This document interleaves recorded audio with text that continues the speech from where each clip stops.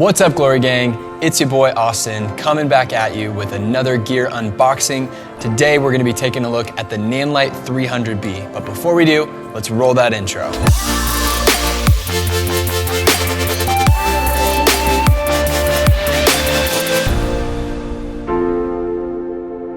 All right, guys, I'm super excited to open this light up today. We've been a company for just over 3 years, and we've always just rolled with the Aperture 120D Mark II that is lighting me here.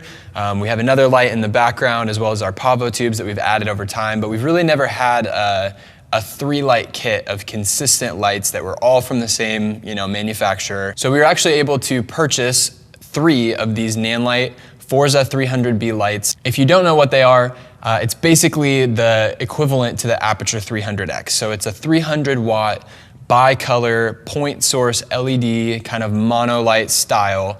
And it uses a Bowens mount just like all of our other lights. And so we wanted to be able to add something that was bi-color, that was gonna be bright enough that we can light the majority of our applications with 3 of these lights. They should be more than enough for what we need them for, at least right now.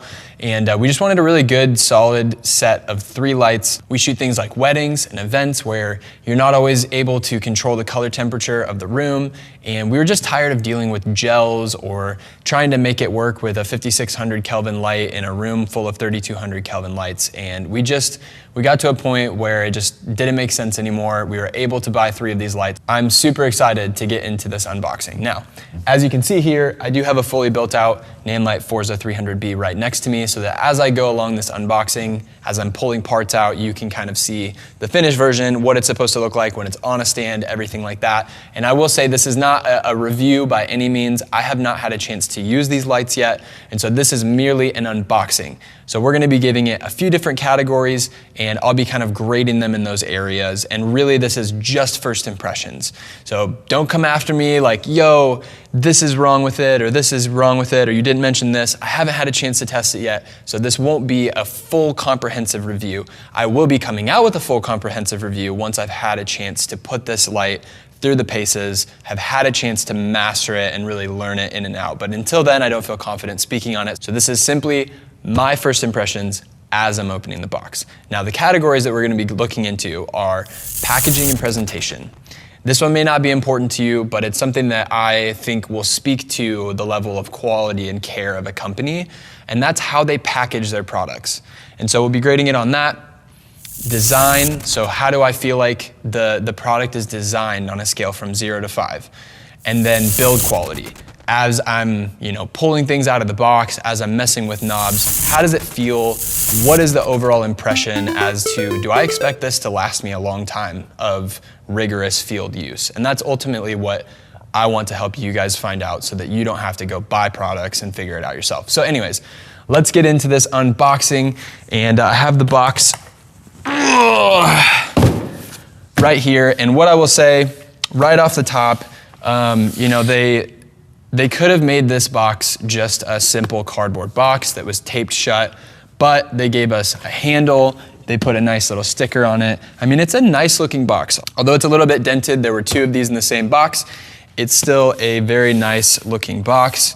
So let's go ahead and pull this bad boy out of here.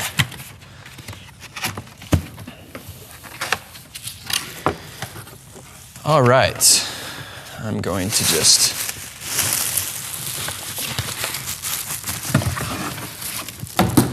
set that off to the side. Pull off the plastic wrap. Make sure you keep these so you can snack on them later. All right, here we have it. The case for the Nanlite Forza 300B. And what I will say, as I did open one of these just so I could have it set up here, is that this case is definitely more premium than what you get with like an Aperture 120D Mark II. I will say I can't speak to the 300X. I've never seen the packaging for that, so I'm not sure if this matches up with that. I know that one's supposed to be a huge upgrade over their previous generation stuff like the 120D and 120D Mark II. But all in all, this is a very nice feeling case. I like that it has some straps on top, so if you wanted to hold, a stand or something, you wouldn't have to use 2 hands. You could just strap it to the top of this and carry it with you. But let's go ahead and take a look inside. And again, the case feels very nice. I think with any of these soft padded cases, they're not gonna last you forever. They're gonna fall apart at some point. Both of our soft cases for this light and the light behind me are completely thrashed, falling apart, and that's why you ultimately wanna get a hard case. But until then, we have at least a pretty nice case to work with. So I'll just kind of pull components out here. This, of course, is the light head itself. So we'll go ahead and put that right there. We have some cabling and the clamp for the stand for the power adapter, which is right here. So this is your control box right here that can take 2 V-mount batteries on the inside. Put that right here. Keep our QC pass tag. Alrighty, and then we have, so this is actually the power supply, and it's kind of interesting, but the way this works is this actually mounts into the V-mount slot in the control box, and then using this power con connects through there so that it can give pass-through power.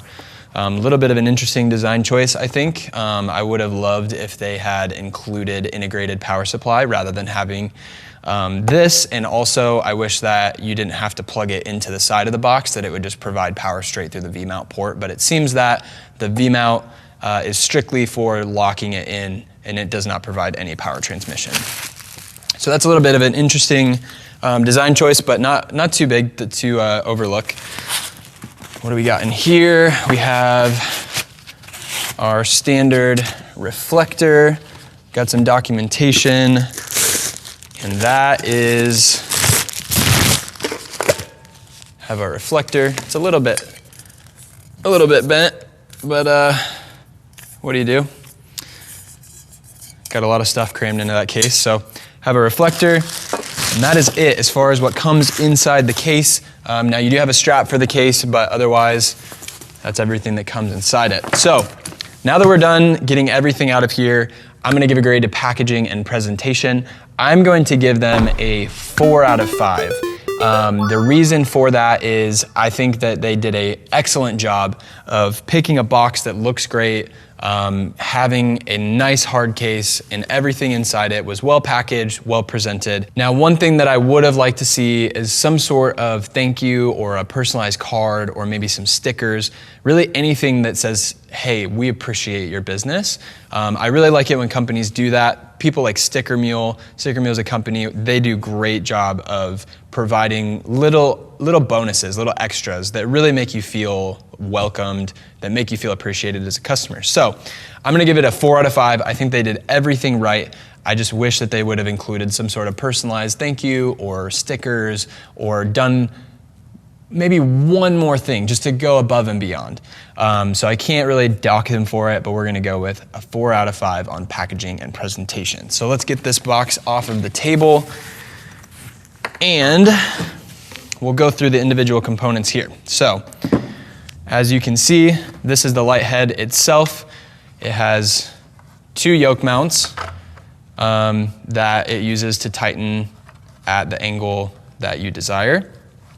Upon mounting these to a stand and testing this out on this light back here, I can say that these feel pretty strong, but I would say that I really wish that on a $900 light, they would really take into consideration the components that go into these yoke mounts, as well as the screw mount that goes onto the baby pin on the light stand. I think that that's typically where they cut corners, and it's a big bummer because when you have a really nice light and then this thing strips because it's low quality, it just sucks. So I would really love to see them put a little bit more focus. I think that the way that Aperture does their yoke mounts with the handbrake design is really great, and the fact that you only have to do it with one hand, I think it's kind of awkward when you're trying to like tilt this with a big softbox on it, and you're trying to tilt it and tighten both sides, and it just kind of becomes a pain. So I think that would lose them a few points on design. As far as the rest of the head though, this is a beautiful light. I mean, it's all carbon fiber, it's small. It's actually smaller than the 120D as far as the head. And what I like about the design, it's actually smaller than the 120D.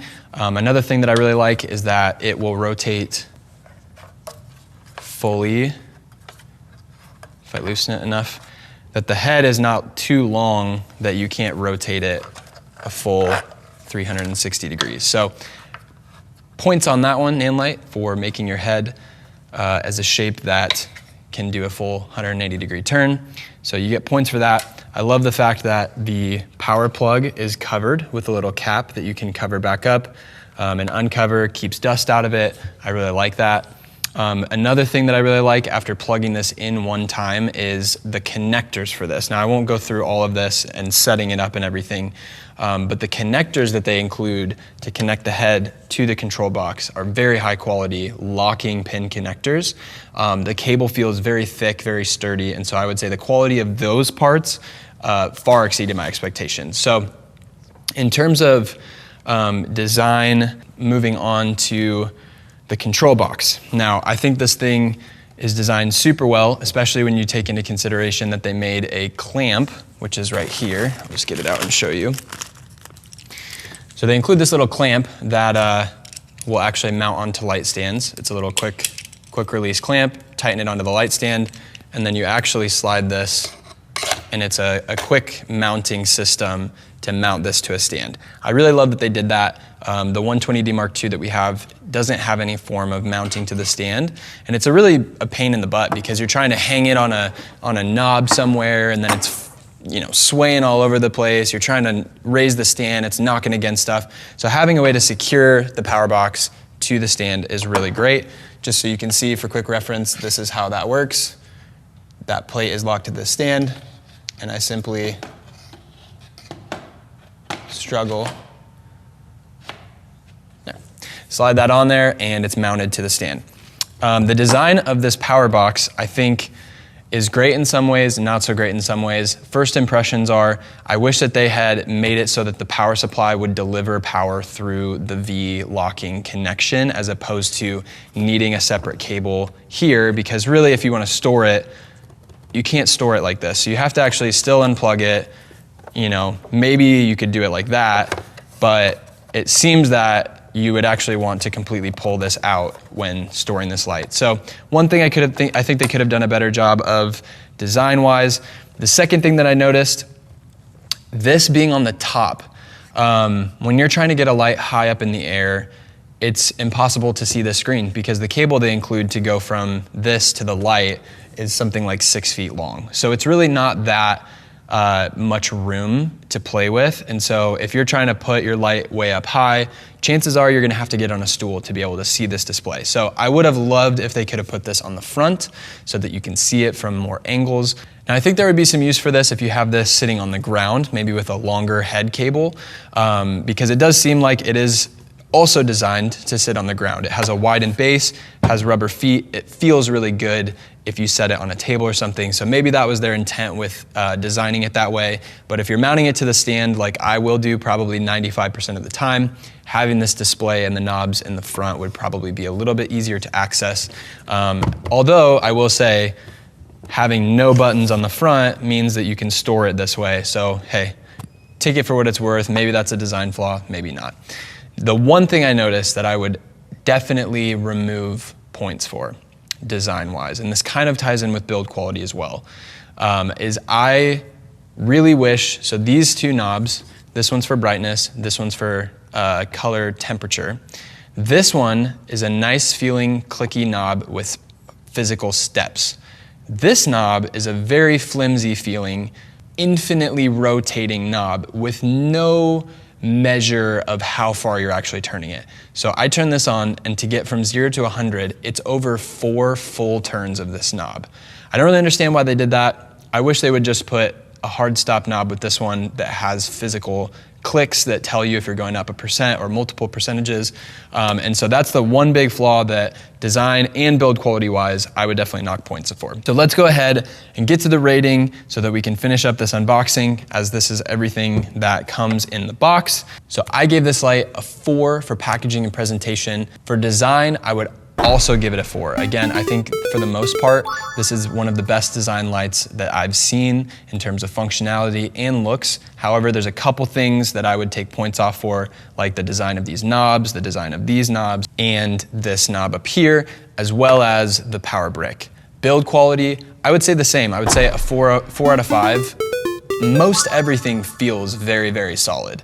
95% of this whole package feels very premium and very heavy duty. And it's the other 5% that caused me to go down a point, because it's the things that are going to fail that are built with cost in mind maybe.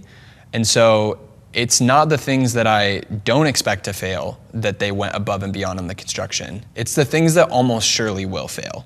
And so I think all light manufacturers can learn something from that. If you're making a light that you want to be used for 3 to 5 years, you really can't get away with cheaping out on the yoke and the mounting system, because that's the thing you're gonna be doing the most, is cranking this down. You're gonna be putting it up, tilting it, you're gonna be cranking this down as tight as it can go, and it's gonna strip if it's not high quality materials. So all that to say, I would give build quality a 4 out of 5, design a 4 out of 5, and that leaves us with an overall value of a 4 out of 5 initial impressions. That's my final kind of score. That's the average of all of them. I think it scored a 4 on everything, so that's easy to average. 4 out of 5 overall on the Nanlite 300B. Again, these were just my first impressions, but I hope this helps you if you're looking into buying this light, if it's something that you're dreaming about. It really feels like a great light so far. And I turned it on, the sucker is bright. So there's that also. Anyways, I hope you enjoyed this unboxing. I hope this was helpful to you if you're looking into buying a light like this. If there's anything else out there that's better than this that you think is a better alternative, I want to know about it. So let me know in the comment section down below. If there's any other products that you'd like to see us cover, let us know as well. Again, I will be doing a full review of this product once I've had a chance to test it, so stay tuned for that. Make sure you subscribe to the channel so that you don't miss any of the unboxing or reviews that we're posting. Hit the bell for notifications if you want to be notified. Thank you so much for watching. Again, my name is Austin, and we'll see you in the next video.